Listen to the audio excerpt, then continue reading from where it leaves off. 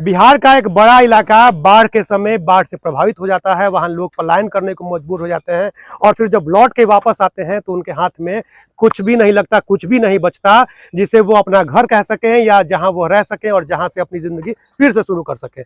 इन्हीं सबको देखते हुए बिहार के ही एक युवक ने कुछ ऐसा कर दिखाया है जिससे कि बाढ़ प्रभावित लोगों को काफी सहूलियत होगी। आज हम बक्सर में गंगा के ऊपर खड़े हैं। गंगा के ऊपर एक घर बना है जो कि गंगा की लहरों पर तैर रहा है और इस घर को बनाने वाले इंजीनियर हमारे साथ हैं। बिना किसी लाग लपेट के आपको उनके यहाँ ले चलते हैं। सर, इस तरह का जो प्लान आपके दिमाग में आया, कैसे आया? मतलब कैसे आपको लगा कि ऐसा कुछ करना चाहिए?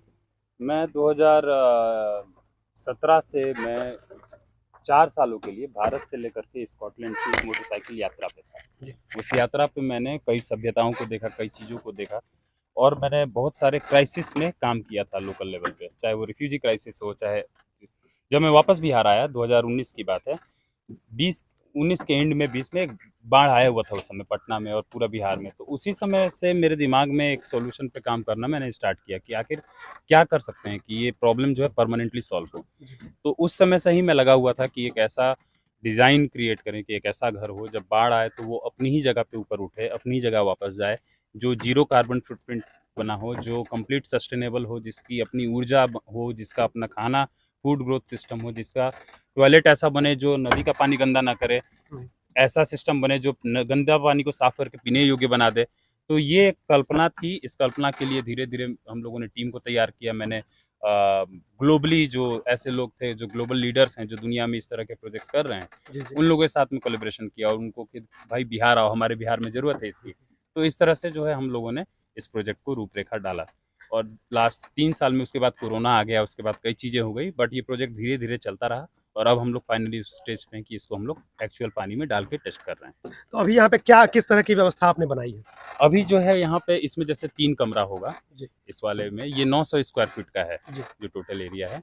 इसमें 3 कमरे रहेंगे, इसमें एक रसोई घर है, एक टॉयलेट होगा। टॉयलेट जो है अभी उस पे हम लोग काम कर रहे हैं, उसको ऐसा बनाना है कि उसके गंदा पानी जो है वो नदी के पानी को गंदा ना करे। तो ये सारे जो सिस्टम है वो बहुत डेलिकेट सिस्टम है, तो जिस पे हम काम करेंगे लॉन्ग टर्म। अभी जो हम लोग कर रहे हैं पहला काम, प्लेटफॉर्म एक ऐसी तैयार हो गई जो पानी में स्टेबल हो, इसमें 200 लोग भी खड़े हो जाएँ तो ये डूबे नहीं, एक ऐसा प्लेटफॉर्म खड़ा हो चुका है।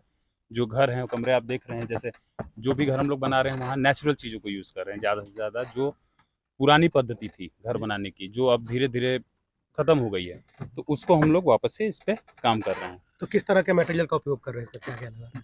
पहला चीज़ है कि लोकली सोर्स्ड, जी। कि जो मटेरियल हो बिल्कुल लोकल हो, हम्म। उसके ट्रांसपोर्टेशन में हम बहुत डीज़ल, पेट्रोल नहीं जला रहे हों। तो बाँस लोकल यहीं का है, गाय का गोबर यहीं से, मिट्टी है, चूना है, तो इस तरह की चीज़ें हैं जो प्लास्टर में यूज़ हो गई। बाँस जो है यहाँ पे ये दिख रहा है, पुराने ऑयल के ड्रम्स हैं जो हम लोग यूज़ कर रहे हैं पानी में तैराने के लिए इस फ्रेम को, और मेटल का फ्रेम है जिस पे हम लोगों ने इस स्ट्रक्चर को बनाया हुआ है। मेटल का फ्रेम इसलिए यूज़ कर रहे हैं क्योंकि ये एक एक्सपेरिमेंट है, कल के दिन हो सकता है इसको निकाल के कहीं और लेकर जाएँ, जैसा गवर्नमेंट बोले बाद में हम लोग टेस्टिंग के लिए। तो अभी एक प्रोटोटाइप है, इसको अगले 1 से 2 साल तक में हम लोग धीरे-धीरे डेवलप करेंगे।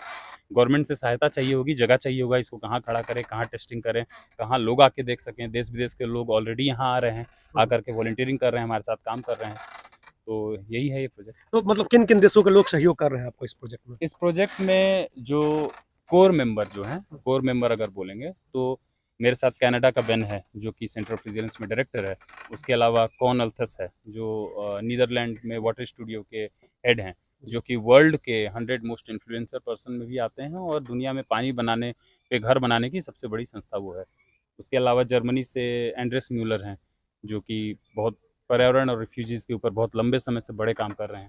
तो और उनके अलावा काफ़ी वॉलंटियर्स हैं जो यहाँ आकर के अपने हाथ से ही मदद कर दे रहे हैं। चाहे वो इज़राइल से अभी आया हुआ लड़का था, क्या नाम था जी उसका? अहमद। अहमद था इज़राइल से, या फिर अना थी बर्लिन से। तो अलग-अलग लोग हैं, अलग-अलग वॉलंटियर हैं, लोकल लोग बहुत हैं। हमारे गाँव के इस अगल-बगल के एरिया के लोग, जब ज़रूरत होती है, कभी होता है तो हाथ वो लोग भी बटा देते हैं। तो तो मानवता के कल्याण के लिए इतना बड़ा इतना बढ़िया काम कर रहे हैं, तो इसमें आर्थिक परेशानियां भी आती होंगी, वो हाँ, कैसे पूर्ति हो आर्थिक पाती है? परेशानियाँ तो हर प्रोजेक्ट को ही लेकर के होती है। तो हमें पहले करना होता है कि क्या करना है, उसमें बजट क्या होगा, उस बजट के लिए किस तरह के संस्था जो हैं या किस तरह के ऑर्गेनाइज़ेशन या इंडिविजुअल इसमें सपोर्ट कर पाएँगे, उनकी खोज करना, पूरे प्रोजेक्ट का डिज़ाइन करना, सबकी सैलरी कैसे होगी, सारा काम कैसे होगा। तो ये तो है ही एक सबसे पेचीदा काम, लेकिन भगवान का दया है, हो रहा है। अच्छा, प्रशासनिक सहयोग कितना मिलता है इस तरह के प्रोजेक्ट में? प्रशासनिक सहयोग अभी तक तो यही मिला है कि हम लोग को परमिशन मिल गया। बड़ी बात है कि भाई यहाँ नदी के ऊपर आप बनाइए, वो भी बाढ़ के समय में। तो उसके लिए मैं डीएम सर को और एसडीएम सर को थैंक यू बोलूँगा बक्सर के। तो हाँ, सहयोग हर तरह से है। कोई अच्छा, ये जो अभी निर्माण तो चल रहा है, कब तक ये पूरा हो जाएगा और कब तक पूरा एक सुंदर घर देख पाएंगे? अगले 1 से 1.5 महीने में आप लोग जो है एक प्रॉपर बढ़िया सुंदर दिखने वाला जो घर का स्वरूप है वो देख पाएंगे। अभी तो अच्छा, ये प्रोजेक्ट अगर सफल हुआ तो फिर आगे की क्या योजना है? ये प्रोजेक्ट अब जब सफल हो जाएगा तो इसको हम लोग अब नीड के आधार पे कि इस समय अभी क्या नीड होगी। फॉर एग्जांपल अभी बाढ़ आता है जी तो जी। ये इमीडिएटली हॉस्पिटल बन सकता है और चला जा सकता है बाढ़ के क्षेत्र में नाव से खींचते हुए। अगर खाने के फूड डिस्ट्रीब्यूशन कराना है तो खाने का चेंबर बन सकता है, जाकर के रेस्क्यू के लिए जा सकता है। तो इसके कई मल्टी चीज़ें हो सकती हैं और उसमें गवर्नमेंट के साथ कोलिब्रेशन करना होगा कि क्या उचित होगा।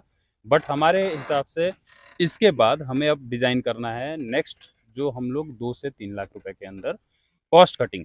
अब हमें ध्यान देना है कि कैसे हम लोग कॉस्ट कटिंग करके और सक्सेसफुल यूनिट बना पाएँ, जो कि रेप्लिकेट हो पाए लार्ज स्केल में, स्पेशली गंडक और कोसी के बेल्ट में। जी जी। तो वर्तमान में कितना कॉस्ट आ रहा है इस 900 स्क्वायर फीट के वर्तमान में संरचना इसके में? लिए हम लोगों ने एक 6 लाख रुपए का बजट रखा है और उसी के हिसाब से काम कर रहे हैं। ठीक-ठाक हो रहा है। जी, जी, आपका शुभ नाम? प्रशांत कुमार मेरा नाम हुआ है, आरा का रहने वाला हूँ, सेंटर ऑफ विजिलेंस का डायरेक्टर हूँ मैं। तो आपने देखा कि किस तरह से आरा के रहने वाले प्रशांत कुमार ने एक ऐसी व्यवस्था की है कि इस व्यवस्था से मानवता का कल्याण होगा। ऐसे लोगों को सहायता मिलेगी जो बाढ़ की विभीषिका से परेशान रहते हैं और निश्चित रूप से प्रशासनिक सहयोग भी इन्हें मिलने लगा है और आगामी दिनों में हम इसका एक व्यापक स्वरूप देख पाएंगे। बक्सर से चंद्रकांत निराला।